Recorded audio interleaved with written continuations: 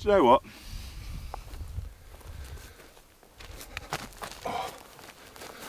Let's just go build a diorama. Ooh, let's not go that way. Or that way, let's go this way. What's going on, guys? Welcome back to another Lore diorama build. We have Space Bears versus Space Wolves. And this really could be, can the pack defeat the individual? Oh god, is this going to have some higher moral meaning about teamwork? I shudder to think. Anyway, there's going to be some pretty unbearable jokes and a quick safety message from me, Rig Miniatures. Ooh. That could have been a bit nasty. Yep, I know I'm going to start wearing some form of eye protection from now on, because that really could have been very nasty. There's a lot of shuddering going on so far. Anyway, guys, let's get on with the build, and let's get on and talk about some lore and possibly a tale. Tell a tale, a story of what is happening here.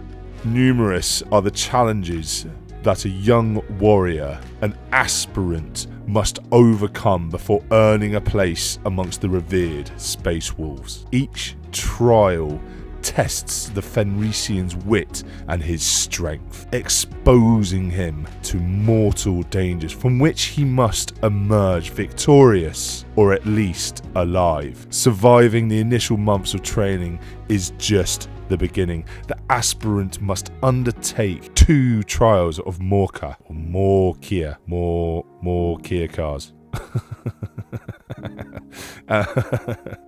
Right, sensible head. I'll put the word on the screen. I'm going to say it how I want.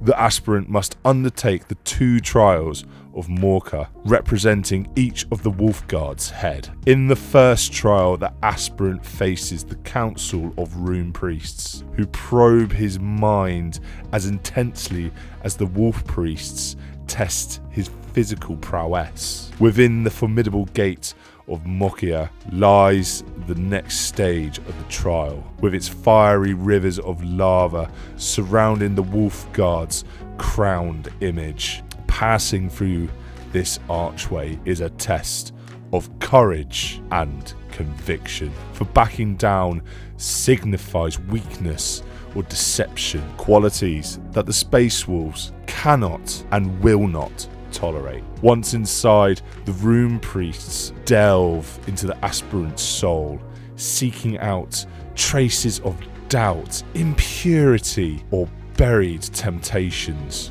that could be exploited by the most malevolent of alien and Xenos forces the Space Wolves will confront in the future. Only those who can endure such mental horrors can be deemed worthy to be called Sons of Russ. The subsequent trials may vary for each candidate, but the final test remains consistent. The test of Morka. This ultimate challenge takes the aspirant 1,000 kilometers beyond the Fang, into the desolate wastelands that is Fenris. The aspirant begins his test by drinking from the cup of the Wolfen, a chapter relic. The legend recounts how Leman Russ bestowed this cup upon his first followers, and it led to the creation of the Wolfen. In truth, the drink contains the Canis Helix, a potent seed gene seed even,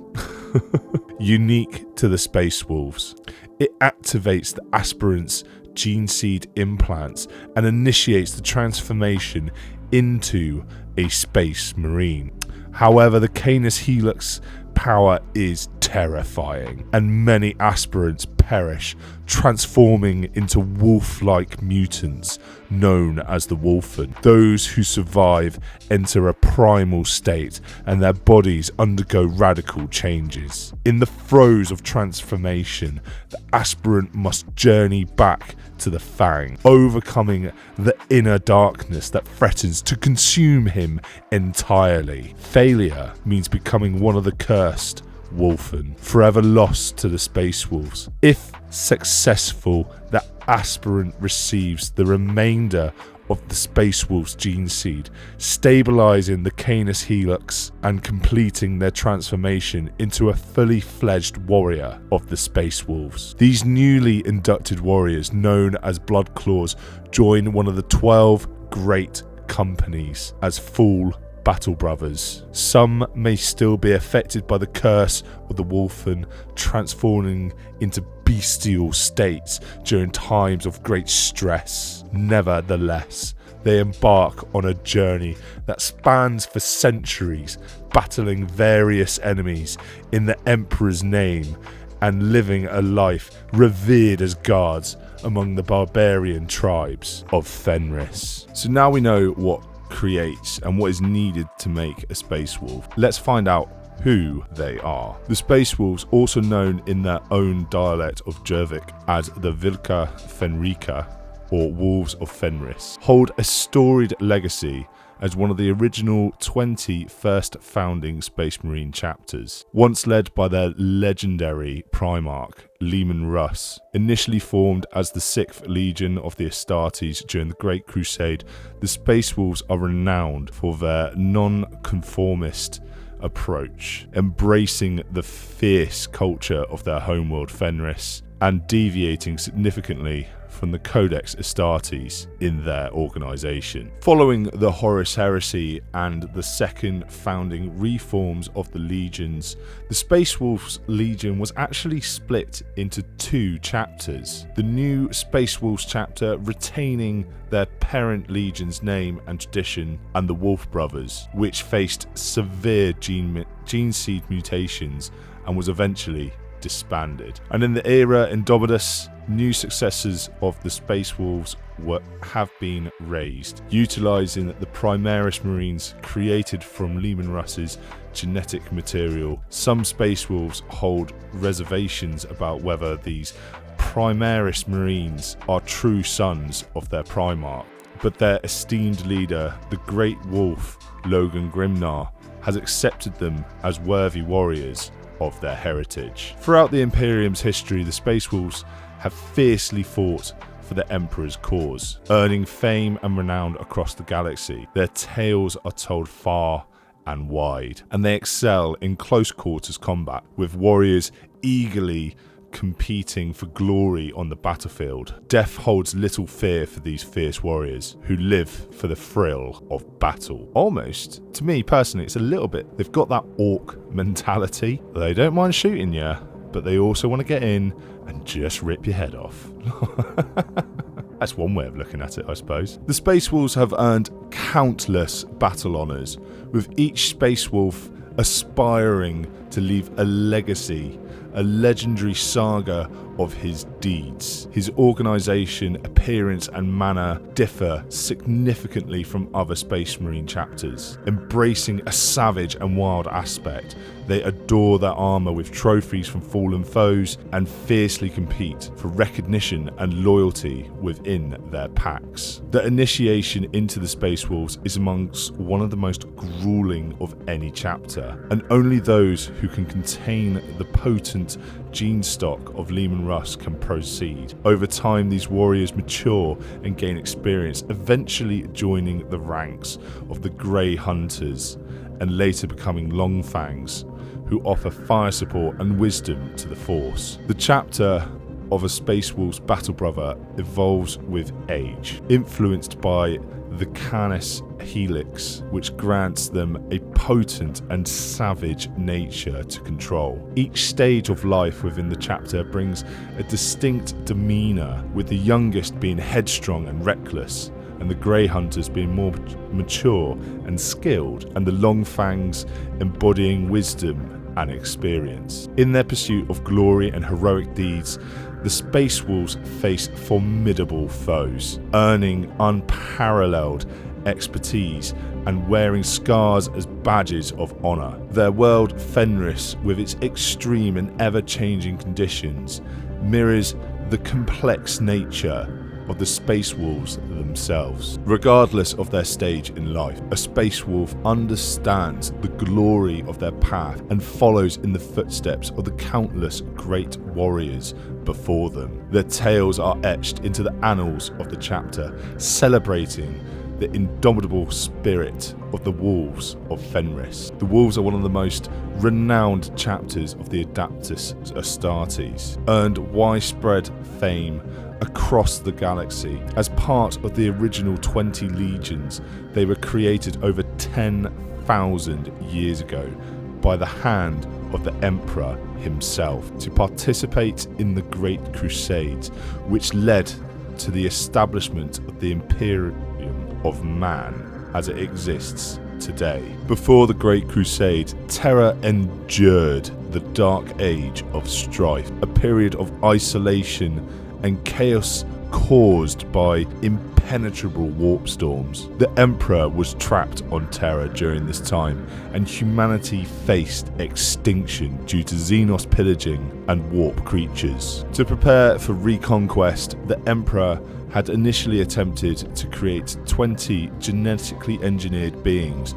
known as the Primarchs, each with unique abilities. However, the Primarch project faced a disastrous setback, with the Primarchs' incubation pods were scattered across the stars by warp forces. Instead of attempting to recreate the Primarchs, the Emperor utilized their genetic material to create the Space Marines. Leman Russ was the Primarch of the Space Wolves, crash-landed on the harsh death world of Fenris, and was raised by a mother Thunderwolf. Growing up as a feral wolf child, he later became the ruler of the tribes of Fenris and was hailed as the Wolf King. His fame reached the Emperor, who recognized him as one of his lost sons and brought the Space Wolves into the Great Crusade. Part of a group of 3 proto-legions shrouded in secrecy, were unique in their recruitment from diverse and regressive cultures, some might say.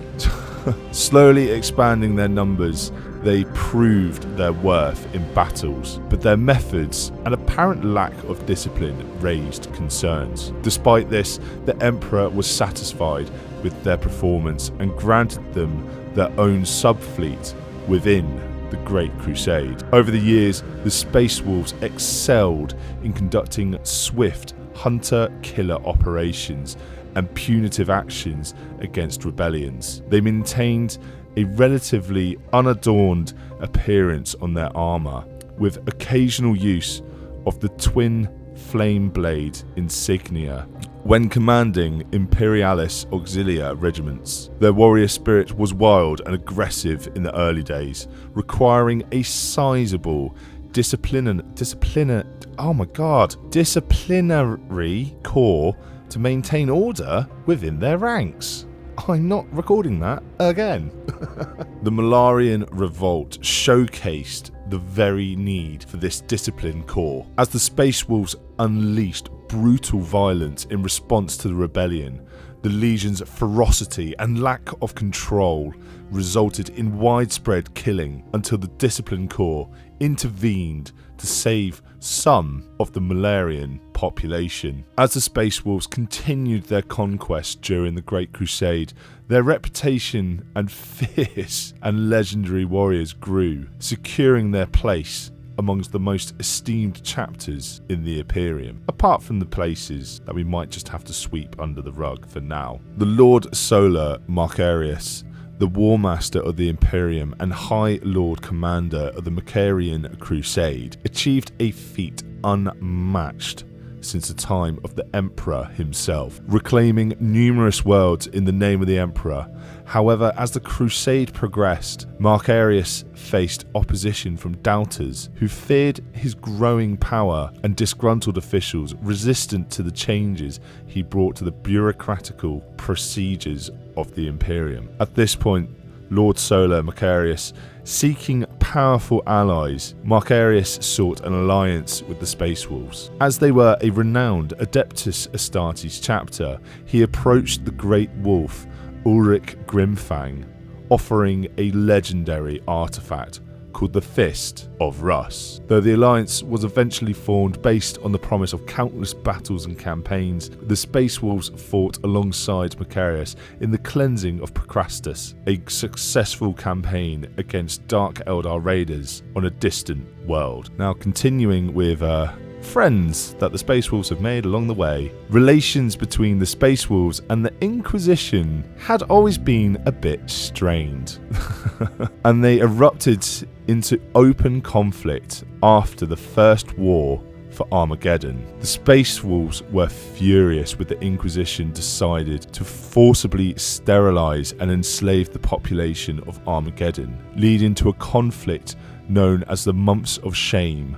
Countless lives were lost, including Inquisitor Lord Kranos, and many Grey Knights. The Space Wolves fiercely defended their people and eventually drove the Inquisition away from Fenris.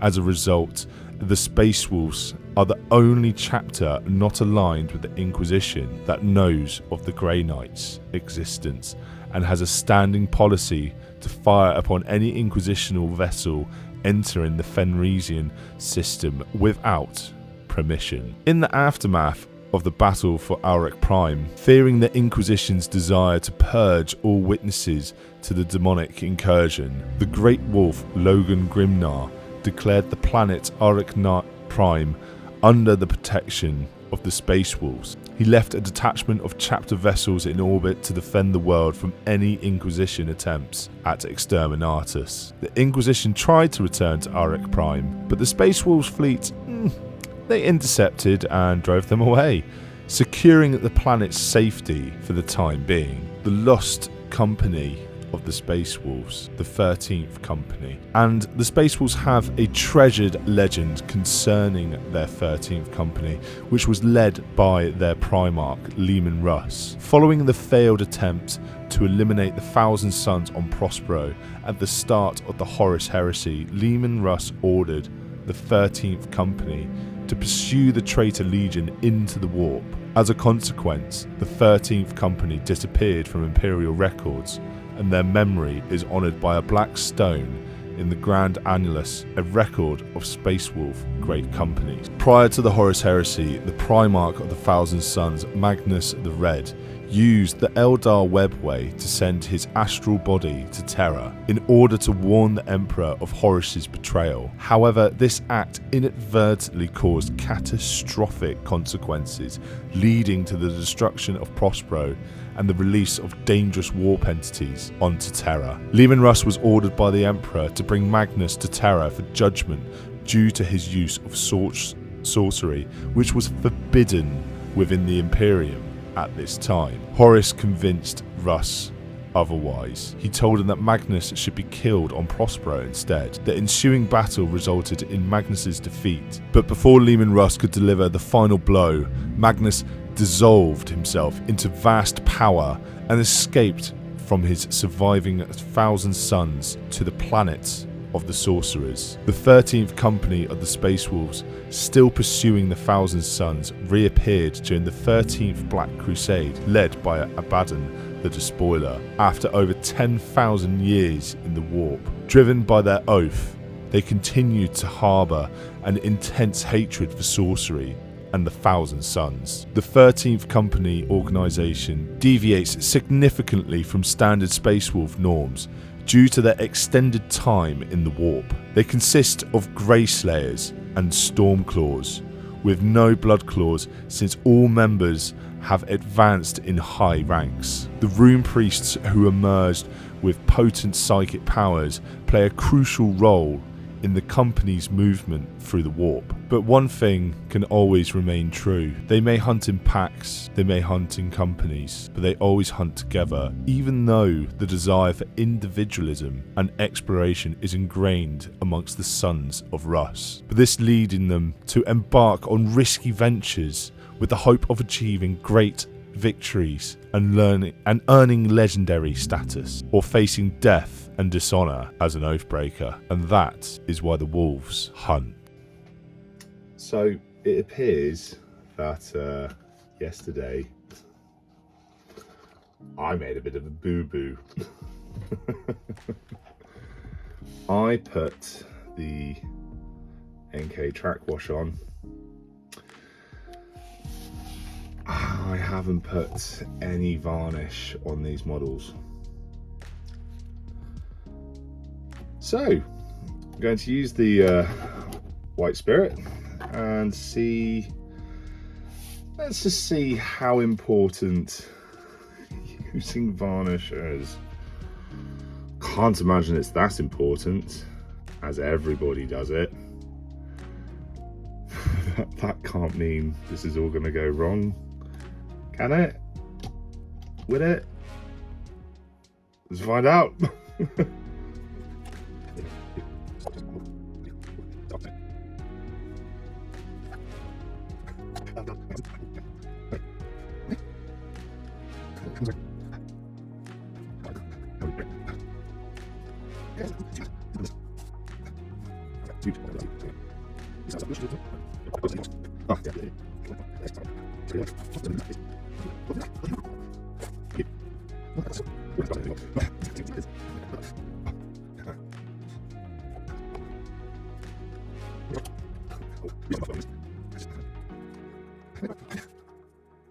I'm just gonna stop. I'm gonna decide that this is gonna be enough. I don't want to get too rough and abrasive with it, because putting the white spirit on will cause that paint to come up.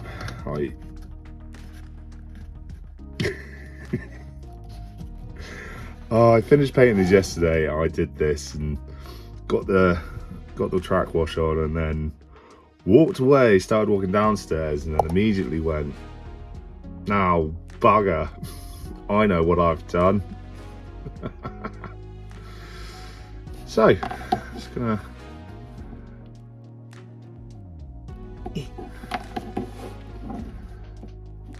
leave them to dry off slightly.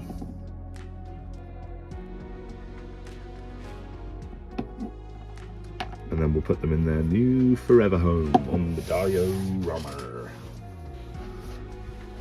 Oh, why? Why indeed?